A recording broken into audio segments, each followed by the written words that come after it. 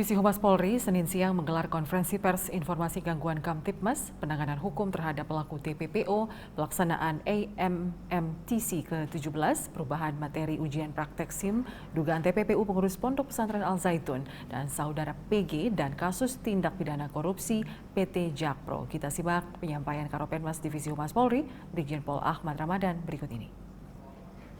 Assalamualaikum warahmatullahi wabarakatuh. Salam sejahtera bagi kita semua. Salam, Om Swastiastu, Namo Buddhaya, salam kebajikan, salam presisi. Kepada seluruh masyarakat Indonesia pada hari ini, Senin 7 Agustus 2023, saya selaku Karopenmas Div Humas Polri akan menyampaikan beberapa informasi. Yang pertama, gangguan Kamtibmas tanggal 6 Agustus 2023. Secara umum, tren gangguan Kamtibmas mengalami penurunan sebanyak 376 kasus atau 24,93%, yaitu pada hari Sabtu 5 Agustus 2023 sebanyak 1.508 kejadian dan pada hari Minggu 6 Agustus 2023 sebanyak 1.132 kejadian. Apabila dilihat dari data tren jenis kejahatan yang menjadi catatan kepolisian, ada 5 kasus kejahatan yang jumlah kejadiannya tertinggi. Antara lain, pencurian dengan pemberatan atau curat sebanyak 92 kasus, narkotika sebanyak 84 kasus, curanmor sebanyak 23 kasus, judi sebanyak 5 kasus, pencurian dengan kekerasan atau curas sebanyak 16 kasus. Terdapat jumlah laka lantas yang terjadi pada tanggal 6 Agustus 2023 sebanyak 341 kejadian. Apabila dibandingkan dengan tanggal 5 Agustus 2023 sebanyak 433 kejadian, mengalami penurunan sebanyak 92 kejadian atau 21,25%. Dengan rincian sebagai berikut. Jumlah kecelakaan 341 kejadian. Korban meninggal dunia 39 orang. Korban luka berat 37 orang, korban luka ringan 309 orang, kerugian materi 451.928.500 rupiah.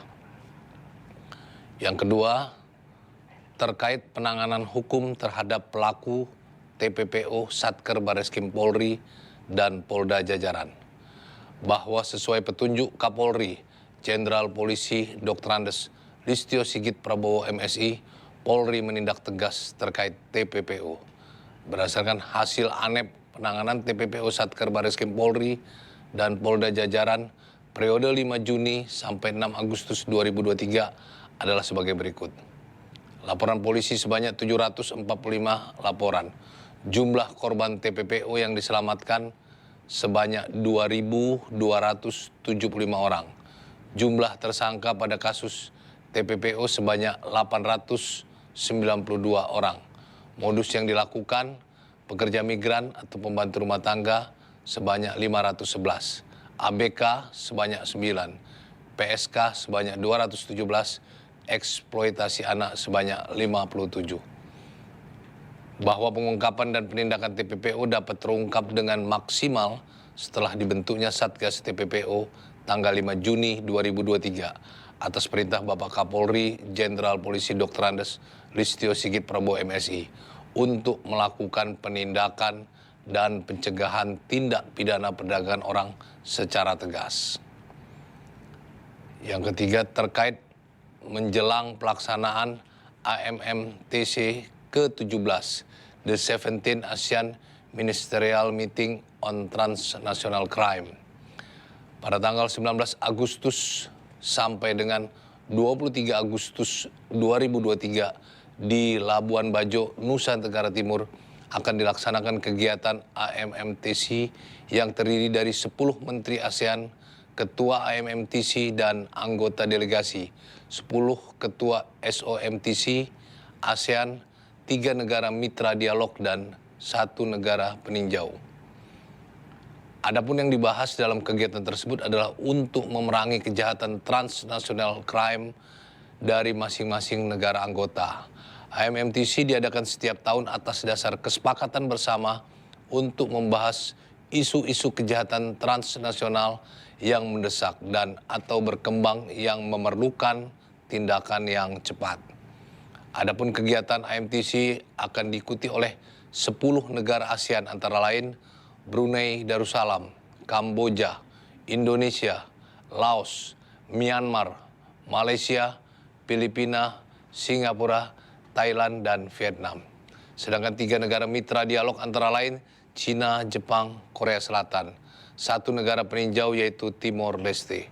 Adapun isu kejahatan transnasional yang dibahas, 1 terorisme, 2 tindak pidana perdagangan orang, 3 kejahatan siber, 4 penyelundupan senjata, 5 perdagangan gelap hewan dilindungi dan pertambangan, 6 perdagangan obat-obatan atau narkotika, 7 tindak pidana pencucian uang, 8 kejahatan ekonomi internasional, 9 pembajakan di laut, dan 10 imigran gelap. Yang keempat terkait dengan perubahan materi ujian praktek SIM. Skema uji surat izin mengemudi atau SIM yang sebelumnya berbentuk angka 8 kini diubah membentuk huruf S, serta sirkuit uji SIM menjadi lebih lebar yang semula 1,5 kali lebar kendaraan menjadi 2,5 kali lebar kendaraan. Adapun perubahan-perubahan materi ujian praktek SIM antara lain perubahan lintasan menjadi sebuah sirkuit yang mengakomodir 4 materi ujian praktek dengan ukuran yang sudah diperlebar dan tanpa materi zigzag test atau slalom test. Uji membentuk angka 8 diganti dengan uji membentuk huruf S. Ukuran lebar lintasan diperlebar dari ukuran lama 1,5 kali lebar kendaraan menjadi 2,5 kali lebar kendaraan. Uji pengereman panjang lintasan yaitu 20 meter dan jarak antar patok menjadi 2,5 meter. Uji U-turn panjang lintasan yaitu 10 meter, 2 meter untuk tikungan saat berbelok dan jarak antar patok menjadi 3 meter. Uji huruf S panjang lintasan sebesar 35 meter.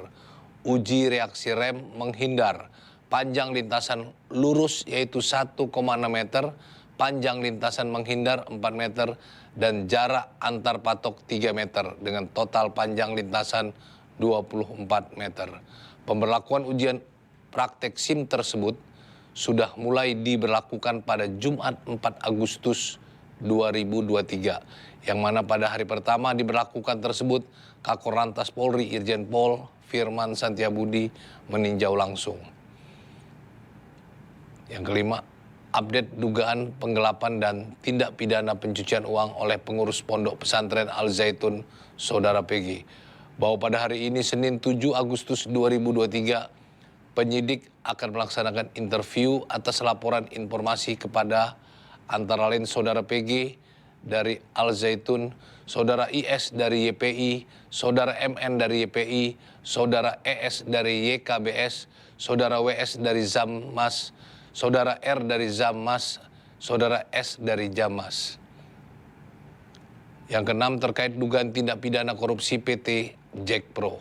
Berdasarkan 2 laporan polisi yang diterima Bareskrim Polri atas dugaan tindak pidana korupsi pengelolaan anggaran PT Jakpro yang bersumber dari Pemprov DKI Jakarta yang dipergunakan dalam pembangunan menara telekomunikasi periode 2015 sampai dengan 2018 dan pengadaan barang dan jasa infrastruktur GPON 2017 sampai dengan 2018 oleh PT Jakarta Infrastruktur Propertindo, anak usaha PT Jakpro yang mengakibatkan terjadinya kerugian keuangan negara atau daerah sebesar 312 miliar 379 juta 671.113.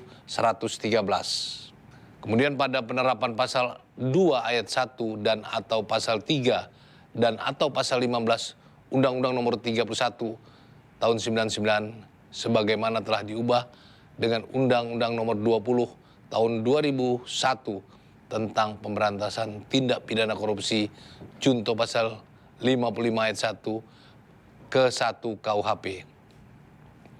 Telah ditetapkan 2 tersangka pada tanggal 7 Juli 2023 yaitu Saudara AH, mantan Dirut PT Jakpro dan Komisaris PT JIP Jakarta Infrastruktur Propertindo, anak perusahaan Jakpro periode 2015 sampai dengan 2017. Yang kedua, Saudara LLM, mantan Direktur Keuangan PT Jakpro dan Komisaris PT JIP, anak perusahaan Jakpro periode 2015 sampai dengan 2018.